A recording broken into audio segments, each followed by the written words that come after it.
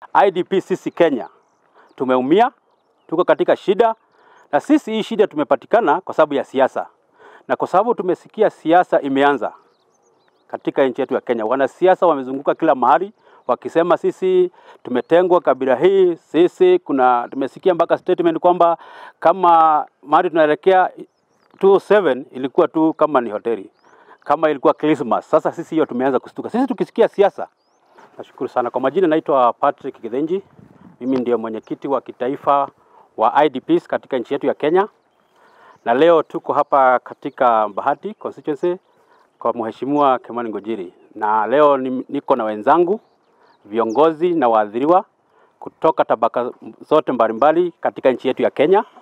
Nimeleta viongozi ambao tuko naye katika uongozi wa IDP kutoka Bungoma, tuko na kutoka Kakamega, tuko nao kutoka Uasin Gishu, tuko na viongozi kutoka pande ya Kisumu, pande ya Migori, Nyandarua, Kiambu, Nairobi na hapa Nakuru pia. Na zaidi tuko kaunti 16 ambao tumekutana hapa leo ili kuweza kuangazia mambo yetu ya IDPs.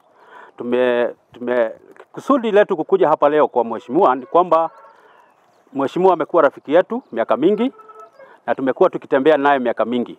Wakati tulianza katika hii mambo ya IDP, tulianza naye tukiwa katika zile kampu. Wakati tulivurushwa kutoka kwetu 207, tumekuwa naye tukiendelea naye. Alitukuta showground, Eldoret, Band Forest, Nakuru showground na kadhalika. Na tukaanza safari pamoja na alituweza kutuongoza katika ile uongozi ambayo unastahili. Na mahali tumefika, wengine wamepata mashamba, wengine walipata pesa. Hiyo ni juhudi zake zote. Wakati tulikuwa tumeenda maandamano, pia mheshimiwa amekuwa akituangazia. Tumejaribu kuangalia rafiki yetu wa karibu ni nani. Na kweli kabisa tumeona mheshimiwa Ngunjiri. Tunaweza sema yeye ni mkombozi katika nchi yetu. Ya hawa jamii zote, kuunganisha jamii zote, yeye kwamba si mkabila. Yeye si mtu wako na interest na mambo hii ya IDPs. Tujasikia mali yote amewahi pata kitu yote ya IDP. Kwa hivyo tukasema mtu ambaye tunaweza trust atafikisha hii jambo, kwa sababu tunataka kumtuma leo. Leo tumekuja hapa ili tuweze kumtuma kwa president. Tutaki aende mahali nyingine. Tunataka aende kwa president na waambie IDP sisi Kenya tumeumia, tuko katika shida, na sisi hii shida tumepatikana kwa sababu ya siasa. Na kwa sababu tumesikia siasa imeanza katika nchi yetu ya Kenya. Wanasiasa wamezunguka kila mahali wakisema sisi tumetengwa kabila hii, sisi tumesikia mpaka statement kwamba kama mahali tunaelekea 27 ilikuwa tu kama ni hoteli, kama ilikuwa Christmas. Sasa sisi hiyo tumeanza kustuka. Sisi tukisikia siasa, watu wengi wameanza kupanic, watu wengi wameanza mpaka kuogopa mahali wanaishi, kwa sababu hiyo jambo tunakumbuka vile limetu affect. Kama mimi mwenyewe nimekuwa IDP 1992, 1997, 2005, 2007. Sitaki kusikia hilo kwa sababu naongoza hao watu. Tukaambiana, wakaniambia leo tumekaa sana. Tuko na miaka 18 tangu displacement happen. Na pia hao watu ambao wako IDP wengi wamekufa. Waliweza kupatiwa pesa, wengine waliweza kupatiwa pesa kidogo na serikali, na zile pesa walipewa na serikali zikawekwa kwa bank, nyingi zilifungiwa na ile serikali ilikuwa mbele. Hawajapata pesa zao. Kwa hivyo pesa ziko katika bank account, IDP wanaendelea kuumia, na sijui kama zilikuliwa ama zilikuwa namna gani, kwa sababu zote tulikuwa tumesign, na wakati tulisign tulikuwa tumeketi pamoja, lakini ukienda kwa bank pesa zako huwezi ukazi access. Kwa hivyo tunasema tunataka kutuma mheshimiwa Kimani Ngunjiri ambaye yako pamoja na sisi kwamba kuna pesa zetu ambazo ziko bank account, na tunataka aende ambie president kwamba sisi na president tulizunguka naye, yeye ndio tulilaunch naye hii pesa.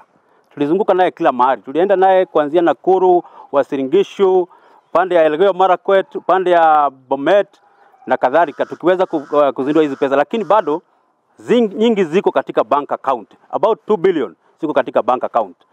Pia tunataka kuambia serikali kwamba sisi hatuna siasa, sisi wana siasa, hatutaki kuingia katika siasa, lakini tunasema kwamba serikali hii ni serikali yetu. Tulichagua na tulikuwa tumekuwa frustrated na hii serikali nyingine. Na tukasema hii serikali imesema itaenda kwa bottom up, ndio tutafanya nini? Tutachagua. Kwa hivyo sisi hatujachange mwelekeo wetu. Tuko kwa serikali ambayo iko na pesa zetu na ndio iko na mashamba.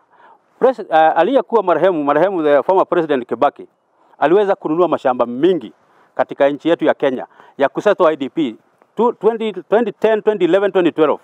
Na hiyo mashamba aliweza kununua zilikuwa takriban mashamba 198 parcels of land. Watu wengine wakapewa, wengine wakasema hawataki zile mashamba. Kuna mashamba takriban 77 parcels of land ambayo imebakia, ambayo haijapatiwa mtu yoyote. Hiyo mashamba ndio imeendelea kunyakuliwa na watu, land brokers na wengine administration, wakiuzaga, wengine wakikondesha, wakilease. Tunasema hizo mashamba tunazitaka. Hizo hatutaki budget yote kwa serikali. Kwa hivyo sisi tunasema kwamba ile vitu budget ilikuwa imetolewa wakati wa Kibaki, tupatiwe hiyo, president a pick from where Kibaki left, tuweze kupatiwa hizo vitu zetu. Pia tunasema kwamba because mheshimiwa, hizo mashamba tumezitembea zote, ziko pale, ziko intact. Sisi tukiambiwa tuende, sisi tutasafiri. Sisi hatutaki msaada wote. Tukiambiwa tuende mashamba zetu, tutatembea kwa miguu mpaka pale. Kwa hivyo tunataka president, kwa sababu yeye anajua anasikizaga. Na tumewahi kaa katika kikao na yeye. Tunataka atuambie atukae, tunataka kutuma mheshimiwa hapa leo. Aende amwambie tunataka kukaa na yeye. Tumeona akikaa na watu wengi, lakini sisi tunataka specially IDP leaders across the country tuweze kukaa naye chini ndio tuweze kuelewana na yeye. Sisi ni watu tunataka amani. Wakati tunasikia mambo wakiongea mambo ya ukabila, sisi si wa kabila. Sisi ukiangalia vile picha tuko naye, hakuna kabila ambaye hatuna Kenya. Sisi ni wa Kenya. Sisi hatutaki kuitwa kabila. Sisi ile jina tunasikiaga ni jina linaitwa IDP, lakini hatuna ukabila katikati yetu. Kwa hivyo leo mheshimiwa ambaye yako hapa na najua atakuja kukubali kama tutamtuma, kwa sababu tumemwambush, tumemsumbua siku mingi. Wakati amekuwa tangu tukue katika uvurushoni tumekuwa na yeye. Wakati alikuwa mheshimiwa tumesumbua yeye kila siku tumekuwa. Hata wakati alikuwa bunge yeye ndiye tulituma yeye.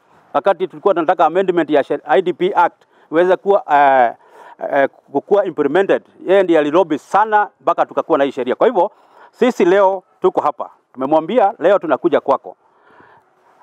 Najua leo atatupatia lunch. Sijui kama atatupatia lunch leo ama itakuwa namna gani. Najua atatukonfirmia leo kwa sababu tuko kwake na sisi tuko katika ngazi zote. Kwa hivyo nafikiri kwa sababu tuko wengi, ningetaka niseme hivi kwamba ili tuweze kumaliza hii jambo lolote, hii jambo la IDP, kwa sababu liko nyingi na watu wamekuwa wakilitumia kama biashara, kuanzia serikali, kuanzia wanasiasa na IDP ambaye ni masquerading. Tunasema kwamba tungetaka serikali iweze kujua kwamba tuko na sheria yetu ambayo inaitwa IDP Act.